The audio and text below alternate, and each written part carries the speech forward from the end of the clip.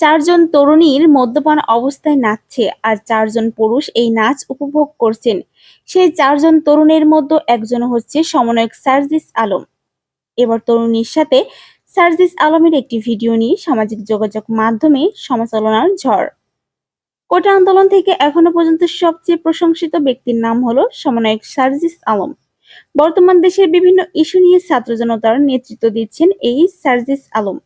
তবে সম্প্রতি সার্জিস আলমের একটি ভিডিও নিয়ে সমালোচনা শুরু হয়েছে। মিঠুন মল্ল নামের একটা অ্যাকাউন্ট থেকে একটি ভিডিও প্রকাশ করা হয়, যেখানে দেখা যায় চারজন তরুণ এবং চারজন তরুণী একটি রুমে আছেন এবং চারজন তরুণী নাচানাচি করছেন আর চারজন তরুণ ক্লান্ত অবস্থায় সেই নাচ উপভোগ করছেন। এই চার তরুণের মধ্যে একজনকে দেখতে অবিকল সার্জিস আলমের মতো।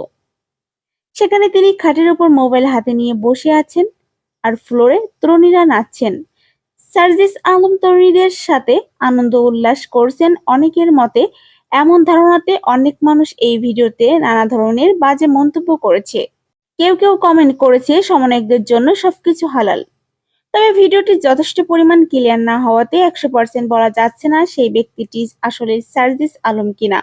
শুধু ফর্সা রং দেখে সার্জিস আলম ভেবে নেওয়াটা বোকামি ছাড়া আর কিছুই হবে না। হয়তো কোনো একটি দল সমন্বয়কদের ছোট করার জন্য এ ধরনের ভিডিও প্রকাশ করেছে। প্রিয় দর্শক, ভিডিওতে দেখা ছেলেটি আপনার কি সার্জিস আলম মনে হয়? আপনার মতামতটি কমেন্টের মাধ্যমে জানিয়ে দিবেন।